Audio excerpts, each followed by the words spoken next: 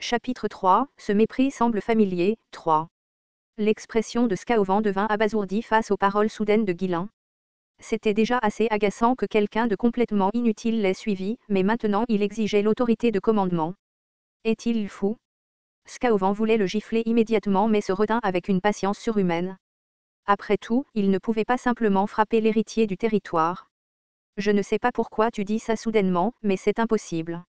Je suis le commandant de l'escouade de soumission.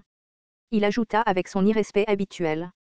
Si Guillain s'énervait, il pourrait simplement le calmer et le renvoyer comme toujours. Il est impossible pour toi de diriger les soldats avec tes capacités, jeune seigneur.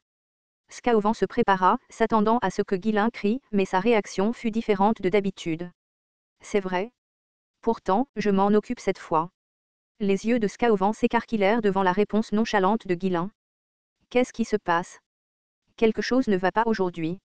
Pourquoi ne pique-t-il pas une crise de colère? Le jeune seigneur dégageait toujours une infériorité extérieure. Ses épaules et son dos s'étaient légèrement voûtés, et il regardait constamment autour de lui avec nervosité. Quand les choses ne se passaient pas comme il le voulait, son visage rougissait et il se mettait à crier. Mais rien de tout cela n'était visible aujourd'hui. Ses épaules étaient droites, son dos droit et son menton légèrement relevé, dégageant de l'arrogance. Même ses yeux étaient dépourvus d'émotion.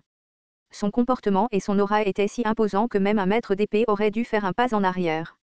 A-t-il mangé quelque chose d'étrange? Qu'avons-nous mangé aujourd'hui pour le déjeuner? C'était étrange de voir quelqu'un qui s'asseyait habituellement dans un coin, en colère, agir de cette façon. Pourtant, Scaovan n'était pas trop inquiet.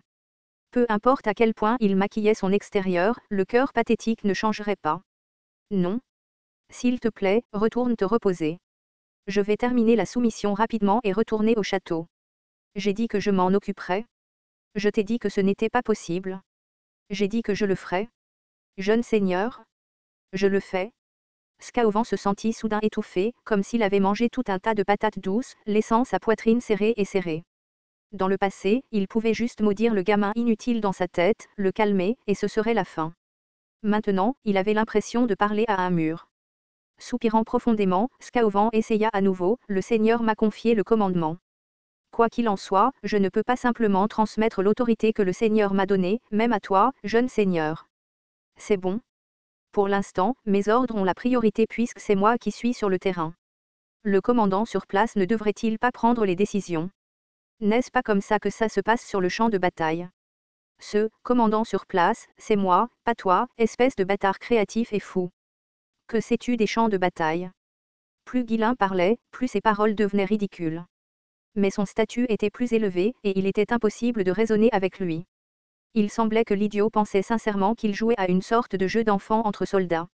Bon, qu'est-ce que j'attendais de cet idiot de toute façon? Je vais juste le laisser jouer le rôle de commandant pour le spectacle, et je tuerai les orques moi-même. Si les choses étaient vraiment devenues dangereuses, il aurait retenu le jeune seigneur par la force si nécessaire. Dans son esprit, il voulait bâillonner cette bouche qui crachait des bêtises et le jeter en prison immédiatement.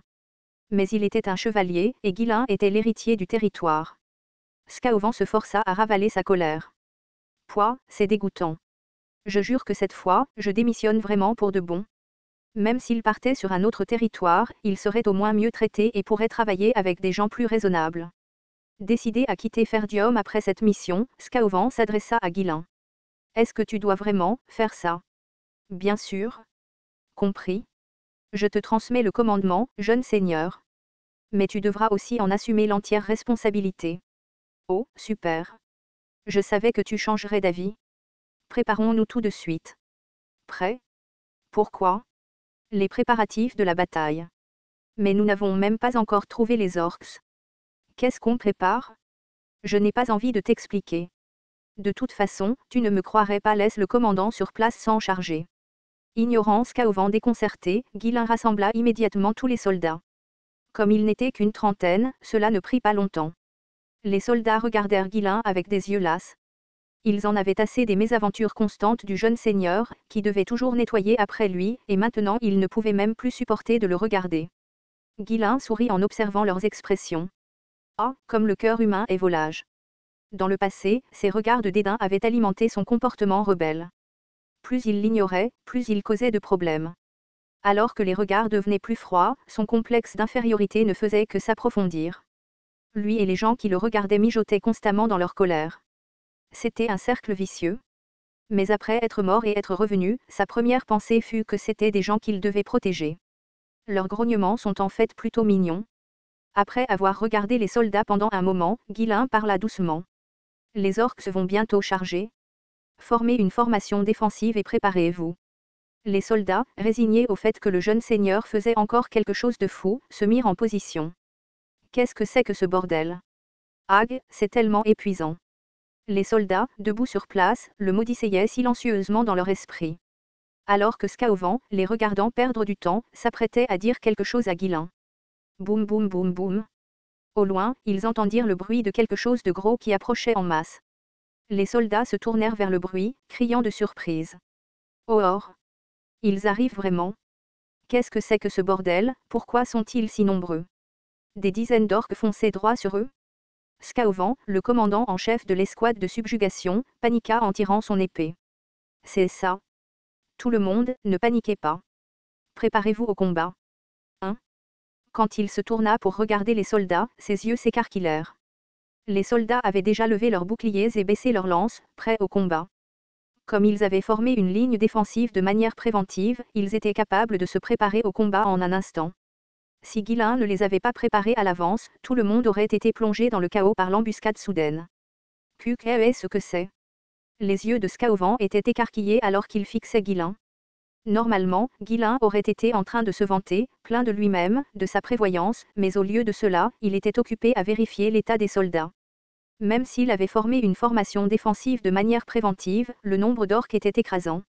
Les soldats, le visage empli de peur, tremblaient. Guilain tapota l'épaule d'un des soldats nerveux et dit. Et, pourquoi as-tu si peur? Peur de cela? Hein? Que quoi? Tisque, tisque. Peur comme ça? Tu sais quelle est la chose la plus importante dans un combat? Qu'est-ce que c'est? Le soldat, toujours hébété, demanda à Guilain de répondre tranquillement. De l'élan? Tu as besoin d'élan. Tout comme ces orques là-bas. Le soldat déglutit et tourna à nouveau la tête. Les orques chargeaient vers eux, dégageant un élan sauvage et sauvage comme s'ils pouvaient déchirer leurs ennemis en un instant. Mais voir le jeune seigneur agir si détendu dans cette situation désespérée rendait tout irréel. En voyant le soldat confus, Guilain continua. N'aie pas peur. Si tu as peur, tu ne pourras pas te battre correctement et tu mourras. Mourir comme ça serait vraiment dommage, tu ne penses pas? Guilain sourit doucement. Cela lui rappela les jours de sa vie antérieure où il formait de nouveaux mercenaires. Mais le soldat, l'écoutant, réfléchissait sérieusement. Pourquoi cet idiot essaie-t-il soudainement d'agir de manière cool? Les conseils n'ont de poids que s'ils viennent de quelqu'un de crédible. Entendre ces mots d'un jeune seigneur dont on disait qu'il était moins capable qu'un soldat ordinaire ne faisait que paraître ridicule. Guilain remarqua l'expression sur le visage du soldat et fronça soudain les sourcils. Il était évident à quoi il pensait. Et? Oh oui. Tu me maudissais dans ta tête tout à l'heure, n'est-ce pas? Eh non, monsieur. Un bref silence tomba avant que Guilain ne claque la langue et ne se détourne. Soupir. Je suis habitué à ce genre de manque de respect, mais ça ne rend pas les choses plus faciles. Lui, qui était autrefois l'un des 7 plus forts du continent et le roi des mercenaires, était traité comme ça. Si ses subordonnés de sa vie antérieure le savaient, ils n'arrêteraient jamais de le taquiner.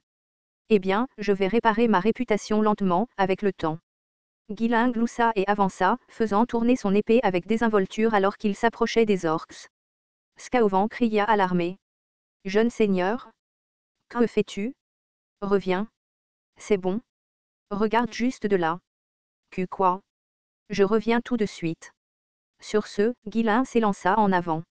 Merde. Imbécile. Si tu veux mourir, meurs seul. Scaovan serra les dents et fit signe aux soldats de battre en retraite. Une fois les soldats hors de danger, il prévoyait de faire reculer Guilain. Mais la scène qui se déroula ensuite figea Scaovan comme une statue. Graa. L'orque de tête balança sa hache rouillée vers Guilain alors qu'il s'approchait. Un coup féroce qui semblait pouvoir couper un humain en deux en un instant. Cependant, Guilain s'écarta simplement avec un sourire sur le visage. Bam! La hache manquée s'écrasa au sol. Au moment où l'orque, avec une expression furieuse, essaya de lever à nouveau sa hache. Swoosh! Avec un bruit coupant l'air, l'épée de Guilain s'éclaira comme un éclair et trancha la gorge de l'orque. Gurr! Boum! L'orque s'effondra avec un bruit guttural, tombant au sol. Les soldats, voyant l'orque se tordre au sol, le regardèrent bouche bée, incrédules. Les orques étaient des monstres connus pour leur peau épaisse.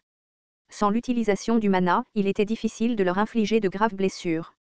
Pourtant, malgré cela, Guilin, qui n'était clairement pas capable d'utiliser le mana, avait tranché le cou de l'orque d'un seul coup. Qu'est ce que c'est? Même Scaovan resta figé, ses lèvres remuant mais aucun mot ne sortant, son visage vide de choc. Même s'il pouvait utiliser le mana, il n'avait senti aucune trace de son flux. Cela signifiait. Guilin avait neutralisé l'orque d'un seul coup sans utiliser de mana. Impossible. Le mana était une force surnaturelle qui permettait aux humains de dépasser leurs limites. Tuer un orque d'un seul coup sans utiliser de mana nécessitait une force immense ou une habileté extraordinaire.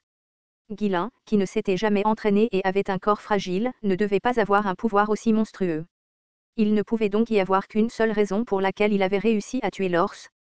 Guilin possédait une habileté à l'épée au-delà de l'imagination, frappant exactement le point faible au moment parfait. Gerra. Graa.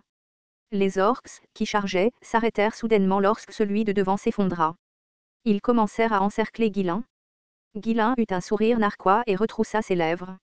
Oh, quelle chance! Vous venez tous vers moi en premier. Cela facilite les choses. Il avait déjà rassemblé les soldats et formé une ligne pour réduire les pertes potentielles. Il pouvait tuer autant d'orques qu'il y en avait, mais il était difficile, même pour lui, d'empêcher les soldats d'être blessés. Pourtant, ces créatures stupides se précipitaient toutes vers lui.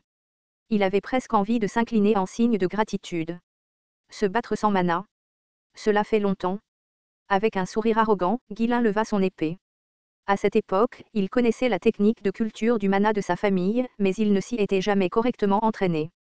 Dans sa vie précédente, ce n'est que lorsqu'il quitta son foyer et partit en mercenaire qu'il commença à s'entraîner pour survivre. Et même à ce moment-là, au début, il devait se battre pour sa vie sans utiliser de mana.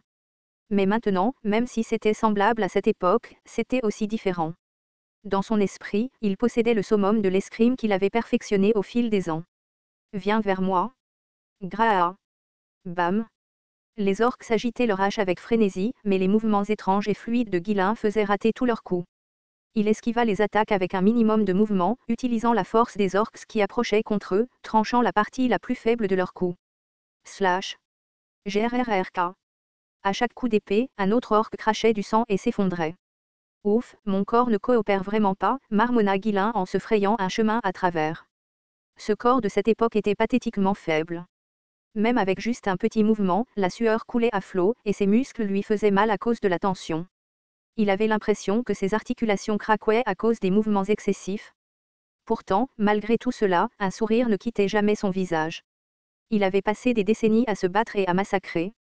S'il n'avait pas appris à aimer se battre, il n'aurait pas survécu. Cette sensation de pousser son corps à ses limites, c'était toujours la preuve qu'il était en vie. Ouah! Boum!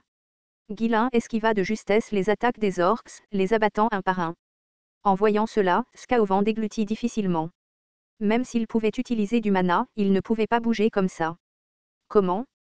Comment le jeune seigneur peut-il bouger comme ça? Il était clair qu'il avait du mal, mais dans les moments où il esquivait ou attaquait, il n'y avait pas un seul mouvement inutile. Scaovan n'avait jamais vu un tel escrime de toute sa vie. Incroyable. En tant que personne entraînée à l'épée, il se retrouva à vouloir apprendre des mouvements aussi parfaits. C'était comme regarder un maître d'épée qui ne pouvait pas utiliser de mana. Non, peut-être même plus que ça. Si quelqu'un d'autre avait entendu ses pensées, il aurait pensé qu'il était fou, mais il avait presque raison. Les 7 plus forts du continent étaient tous des êtres surhumains, au-delà des limites de l'humanité. Leurs compétences n'étaient pas seulement des techniques, c'étaient des idées qui transperçaient l'essence même du combat. Même sans mana ni corps solide, l'expérience et les compétences que Guilin avait accumulées lui ont permis de dépasser ses limites. Crac! D'un autre coup d'épée de Guilin, un autre orque cracha du sang et s'effondra. GRRRRK. Les orques restants commencèrent à battre en retraite, titubant de peur. Il y avait eu plus de 20 orques, mais il n'en restait plus que 5. En un bref instant, la plupart d'entre eux avaient été tués, la gorge tranchée ou poignardée par la lame de Guilin. Quoi, déjà fait? Je ne me suis même pas encore échauffé. Et vous vous appelez une race de guerriers? Pathétique, l'érailla Guilin, pointant son épée vers les orques avec un sourire narquois. Bien sûr, ses véritables pensées étaient complètement différentes. Ah! Je vais mourir à ce rythme-là? Je veux juste m'allonger? Étais-je vraiment aussi faible à l'époque? Exercer un pouvoir au-delà de ses limites avait toujours un prix. Le corps frêle de Guillain commençait à lui échapper.